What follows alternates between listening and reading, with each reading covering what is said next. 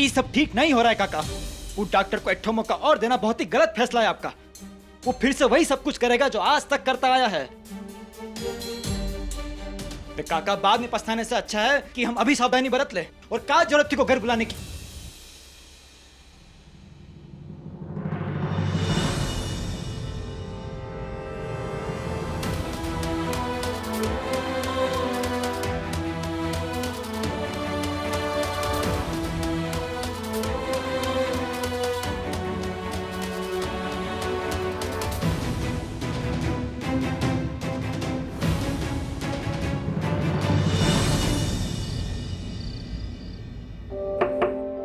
भाभी साहब, आप रो रही थी?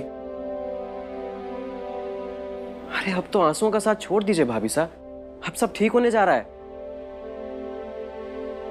देखिए ना, इतनी सी मिसअंडरस्टैंडिंग कहां से कहां तक पहुंच गई। जरूरत थी तो सिर्फ आप दोनों को अकेले बैठकर बात करने की। एंड ऑब्वियसली रो को बहुत कुछ समझने की, जो थैंकफुली अब वो समझ गए। देवर जी, वो जो खत हमें मिला था आप ही ने भेजा था ना? वकील हूं भाभी साहब, मुश्किल से मुश्किल केस सॉल्व करना आता है मुझे। लेकिन सच में भाभी साहब, आप दोनों के जैसा प्यार ना मैंने कहीं नहीं देखा। बड़ी मुश्किल से जुड़ते हैं ऐसे रिश्ते। पर मेरा प्लान इसलिए नहीं सक्सेसफुल हुआ क्योंकि वो अच्छा था, बल्कि इसलिए क्योंकि आप दोनों अभी भी एक दूसरे से बेहद प्यार करते हैं, है ना? रात बहुत हो चुकी है देवर जी, आप सो जाइए। शुभ रात्रि। Good night.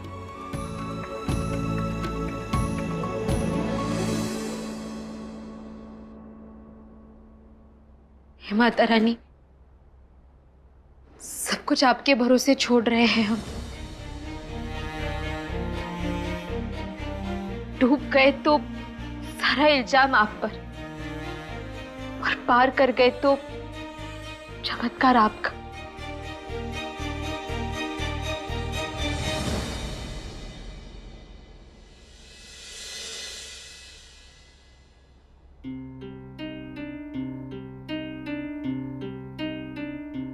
अरे दादी, ये क्या कर रही हैं आप? उठिए उठिए, आप इधर आइए।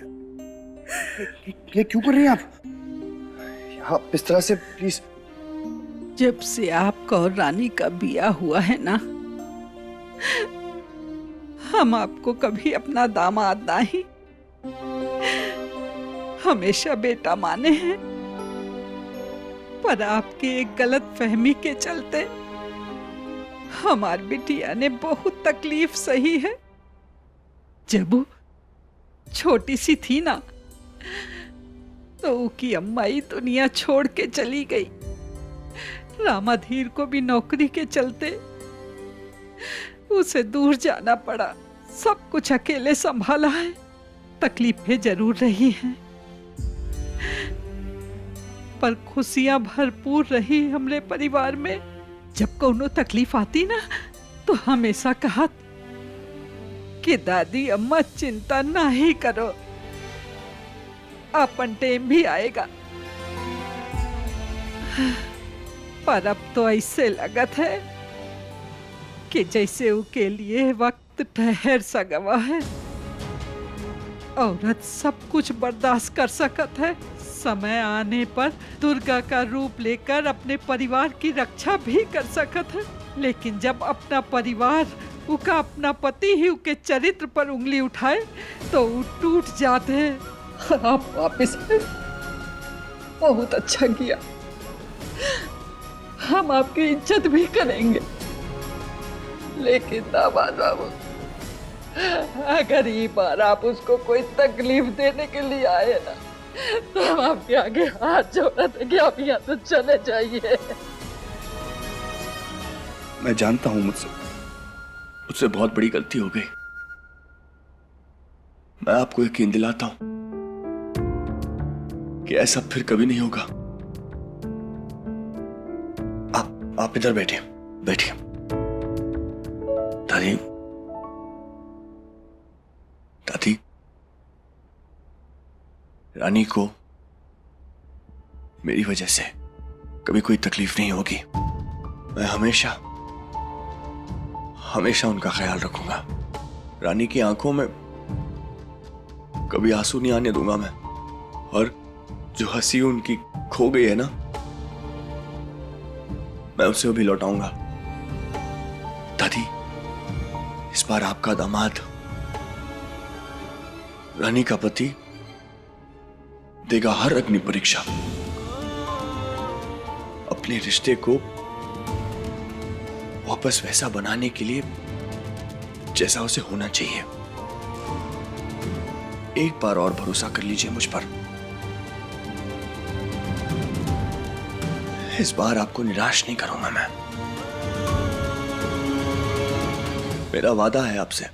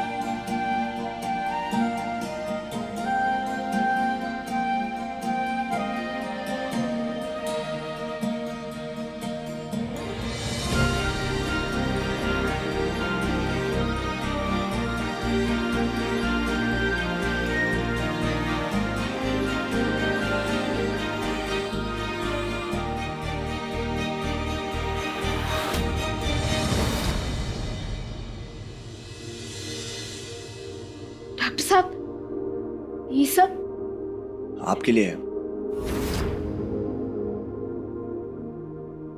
काहे कर रहे हैं ये सब आप? ये टाइम टेबल देखा आपने? कैसा लगा आपको? आप इसको फॉलो करेंगी तो बहुत जल्दी कवर अप कर पाएंगी।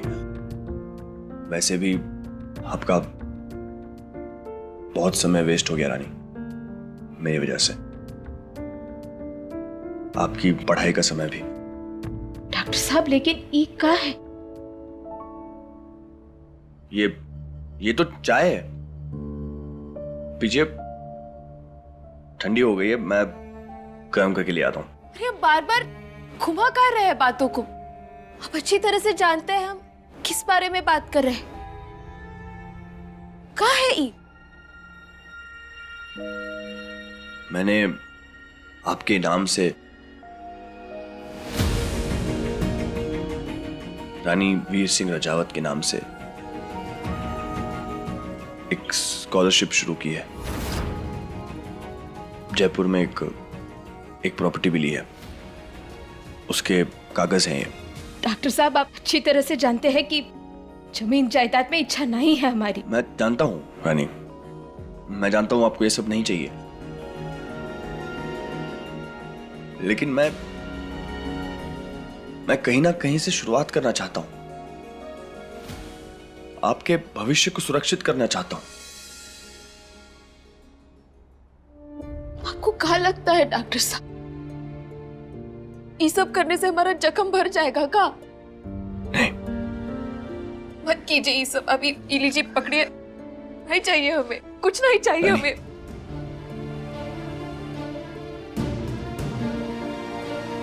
रानी, I'm sorry Rani, I'm sorry। अगर हमेशा से ही बिरजू से शादी करनी थी आपको, तो एक बार मुझसे कह के देखती, मैं खुद आपके रास्ते से हट जाता। रानी, इस तरह छुपते छुपाते चोरों की तरह बिहेव करने की क्या जरूरत थी?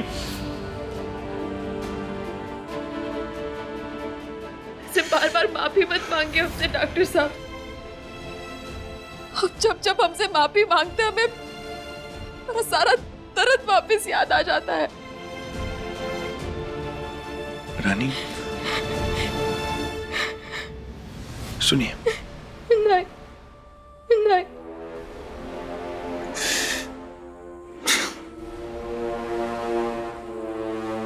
मैं जानता हूं कि मैं आपकी माफी के लायक नहीं हूं। बस एक मौका चाहिए मुझे। मैं चीजों को ठीक करना चाहता हूं रानी, सब कुछ बदलना चाहता हूं। पर बदल तो हम गए हैं ना डॉक्टर साहब, बदलना पड़ा हमें आपकी वजह से। जिस पल में आपने वो सवाल हमसे पूछा, उसी पल में हमारे अंदर बहुत कुछ बिखर गया डॉक्टर साहब। हम तो ये सोचते रह गए कि आखिर हम दोनों के बीच में ऐसा क्या हुआ कि आपने वो सवाल हमसे किया।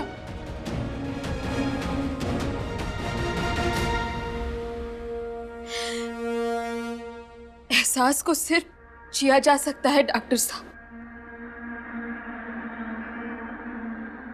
उनको काबू में लाना मुमकिन नहीं। और इस वक्त जो दर्द आपने हमको दिया है वो जी रहे हैं हम। नहीं जानते कि हम आपको माफ कर पाएंगे भी या नहीं,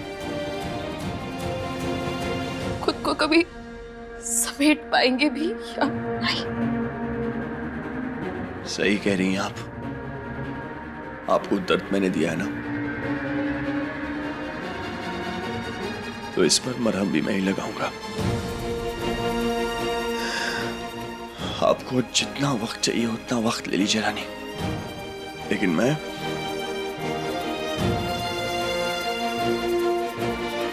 अपनी पुरानी रानी का इंतजार करूंगा।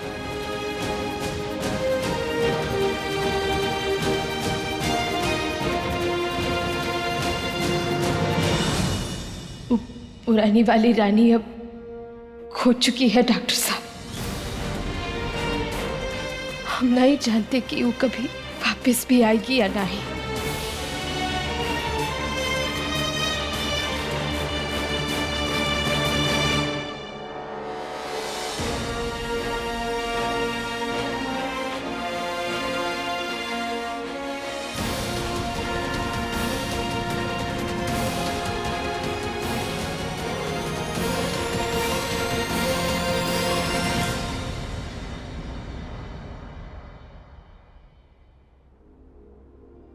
अम्मा,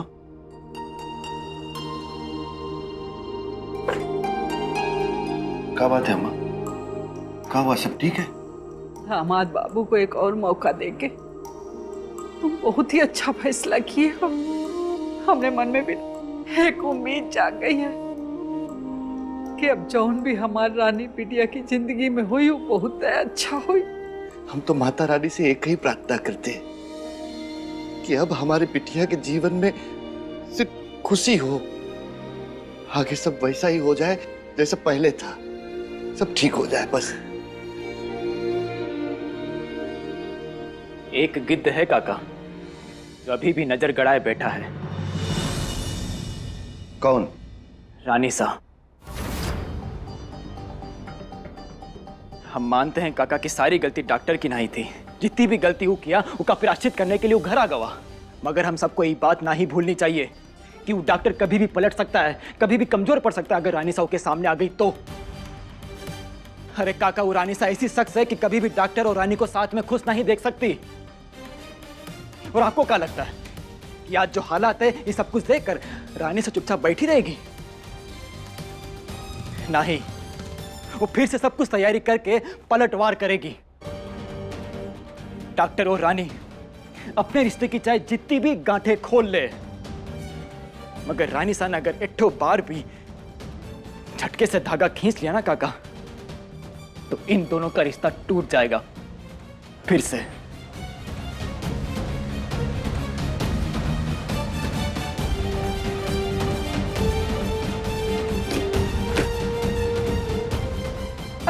काका अब तू कहाँ जा रहा?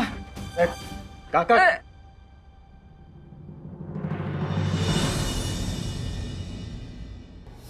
रानी को छोड़कर जयपुर जाने ही वाले थे कि आखिरी वक्त में सब बर्बाद हो गया।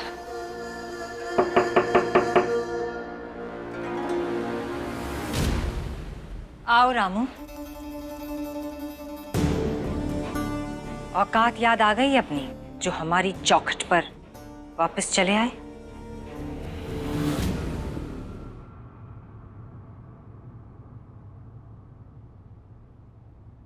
भूल शायद आप रही है रानी साहब कि पिछली बार हम क्या कहे थे आपसे। आपका सेवक नहीं, रानी का पिता मिलने आया है आपसे। अच्छा, हम जानते हैं पहले से आप हमारी बिटिया को पसंद नहीं करती है, फिर भी हमने हमारी बिटिया को ये रिश्ता बड़ी शिद्दत से निभाने को कहा। आप सबको इज्जत देने की सलाह दी और उसने किया भी। बहू होने का हर फर्ज निभाया है उसने। लेकिन इस बार आपने तो हद ही पार कर दी। हमारी बिटिया का इकलौता बचपन का दोस्त, उसके साथ आपने रिश्ता जोड़ के बहुत घटिया खेल खेला है रानी साहब। आप अपने उस खेल में कामयाब नहीं हो पाई। कुंवर साहब और रानी आज फिर से एक साथ है, अपने टूटे बिखरे रिश्ते को पूरी तरह से जोड़ने की कोशिश कर रहे हैं। आप उन दोनों को कभी भी अब अलग नहीं कर पाएंगे। हमने देखा है रानी साहब, माता रानी का आशीर्वाद है उनके रिश्ते पर।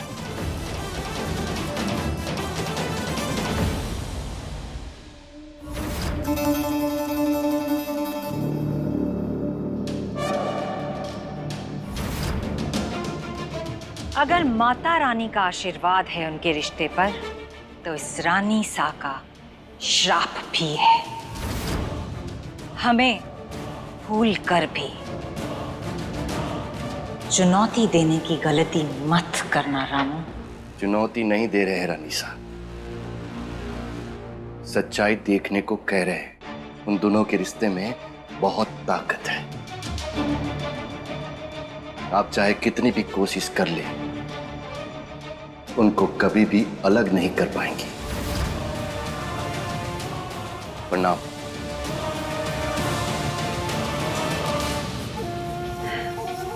जो भी होता है अच्छे के लिए होता है। रामू के आने से पहले हमें समझ नहीं आ रहा था कि हम क्या करें, लेकिन इस चुनौती के साथ साथ तुम हमें एक नई दिशा भी दे गए रामू। अब हम अच्छी तरह से जानते हैं कि हमें क्या करना है और कैसे करना है।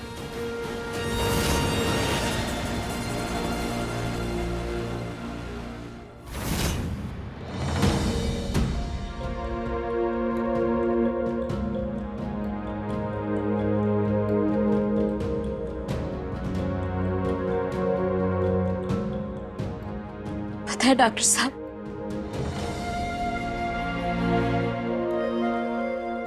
आप ना हमेशा से हमारे लिए एक पहेली बनकर रह गए। कभी अपना नाम दे देते हैं तो कभी उसका छीन लेते हैं।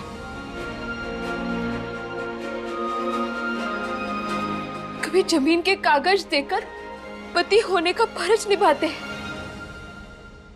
तो कभी तलाक के कागज भेजकर हमसे हमारी पत्नी होने के सारे हक छीन लेते हैं, अपनी नफरत जताते हैं। रानी, आप जो कुछ भी कह रही हैं वो गलत नहीं है, लेकिन तलाक के पेपर्स आपने भिजवाए थे। हमने? तलाक के कागज आपके तरफ से आए? रानी, तलाक के कागज मैंने नहीं भेजे थे। हमारे बीच जो कुछ भी हुआ वो फेक वीडियो का आना,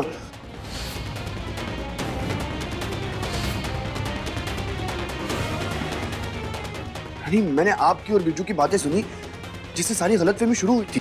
चाहे जो भी हो जाए, लेकिन कल रात जो हुआ डॉक्टर साहब को नहीं पता चलना चाहिए। वो भी बड़े भोले हैं, हम जो कहते हैं मान जाते हैं, और उसका मतलब ये नहीं कि हम खुलेआम अपना खेल चलाते रहे। हनी, उस सब के बीच में मैंने आपको तलाक देने के बारे में कभी नहीं सोचा। वो तो जयसिंह और कियारा मेरे पास आए थे और शानी ने तुम्हारे लिए ये पेपर्स भेजे तलाक के।